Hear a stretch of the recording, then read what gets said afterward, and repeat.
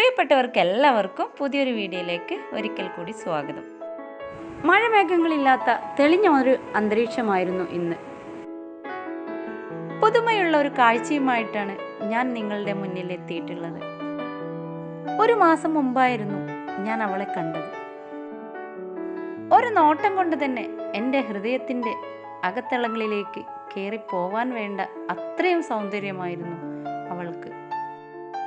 നല്ല ഉരുണ്ട ശരീരമുണ്ടായിരുന്നു അവൾക്ക്. ഒരു പെണ്ണ് കാണാൻ ചെന്ന എല്ലാ ഭാവങ്ങളോടുമാണ് അവൾ എൻ്റെ മുന്നിൽ വന്നു നിന്നത്. ആ പ്രദേശത്ത് അവളെ നോക്കിക്കൊണ്ട് തന്നെ പൂവാലന്മാർ വട്ടമിട്ട് കറക്കമുണ്ടായിരുന്നു. എന്തായാലും ഞാൻ കണ്ട ആ കാഴ്ച ക്യാമറയിൽ ഒപ്പിയെടുത്തിട്ടുണ്ട്. ശരിക്കും അവൾ പരിഭ്രമത്തിൽ തന്നെയാണ്. തൊട്ടടുത്ത് നിൽക്കുന്ന അതിമനോഹരിയായ ഇവളെ കണ്ടപ്പോൾ അതിലേറെ. ഇത് ഞാൻ ചേർത്ത സ്റ്റില്ലുകളാണ്.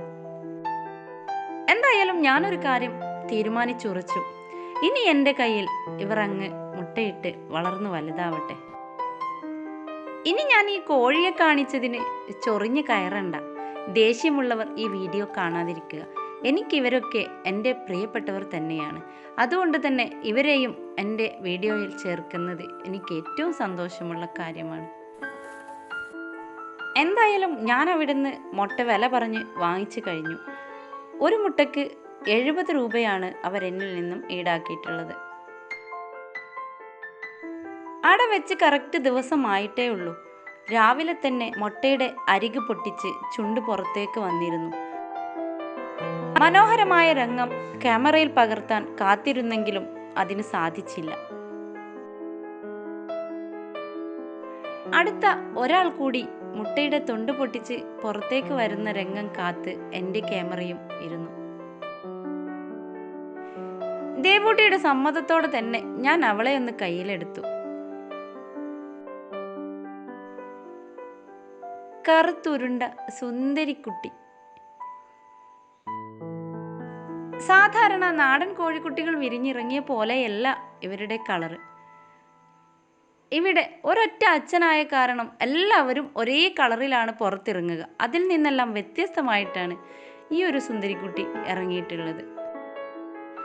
എല്ലാവരും വിരിഞ്ഞിറങ്ങട്ടെ. സന്തോഷത്തോടെ പട്ടുമെത്തയിലാക്കി കൺമണികളായി വളർത്തിയെടുക്കണം. എൻ്റെ പറമ്പ് നിറയെ ഈ സുന്ദരികൾ പറന്നു നടക്കണം.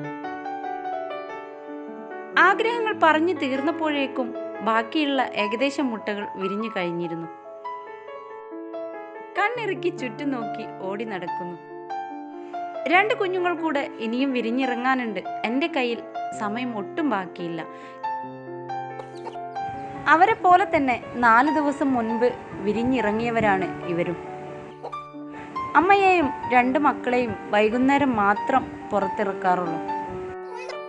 കൊത്തിപ്പൊറുക്കി അമ്മയുടെ സംരക്ഷണത്തിൽ വളരുന്നുണ്ടെങ്കിൽ പോലും കാക്കയുടെ കണ്ണുകൾ അവർക്കു നേരെ തന്നെയാണ്. വൈകുന്നേര സമയങ്ങളിൽ മാത്രമേ ഞാൻ അവരെ പുറത്തേക്ക് വിടാറുള്ളൂ. ഇവരുടെ അമ്മ അല്പം സ്നേഹമുള്ള കൂട്ടത്തിലാണ്. അതുകൊണ്ട് തന്നെ അവർ രക്ഷപ്പെട്ടു. ഇനി ഇവിടെ ഒരുത്തിയുണ്ട്.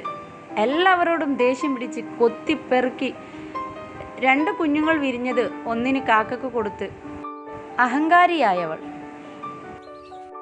ചില സമയങ്ങളിൽ എൻ്റെ കയ്യിൽ നിന്ന് തല്ലുപോലും ഇവൾ വാങ്ങിക്കാറുണ്ട്. 2 മാസങ്ങൾക്ക് മുമ്പ് 4 കുഞ്ഞുങ്ങൾ വിരിഞ്ഞിറങ്ങിയതും അവൾ കാക്കയ്ക്ക് സമ്മാനമായി നൽകി. ഇവരൊക്കെ ഇനി മുട്ടയിടാൻ റെഡിയായി നിൽക്കുന്ന കൂട്ടത്തിലാണ്. കണ്ണുകൾ ചുവന്ന് കവിളുകൾ തുടുത്ത് സുന്ദരിമാരായി അവർ ഇപ്പോൾ പുറത്തിറങ്ങി നടക്കുകയാണ്. ഇനി നമുക്ക് മറ്റൊരു കൂട്ടരെ കാണാം. ഒരല്പസമയത്തിന് ഞാൻ പുറത്തു പോയി വന്നപ്പോഴുള്ള ഒരു ധൃതി പിടിച്ച തീറ്റയാണ് ഈ കാണുന്നത്. തിനയരിയാണ് അവരുടെ ഏറ്റവും ഇഷ്ടപ്പെട്ട ഭക്ഷണം. തുളസിയും പനിക്കൂർക്കയും അതുപോലെ തന്നെ നമ്മുടെ ചോറും ഒക്കെ കഴിക്കുന്ന കൂട്ടത്തിലാണിവർ.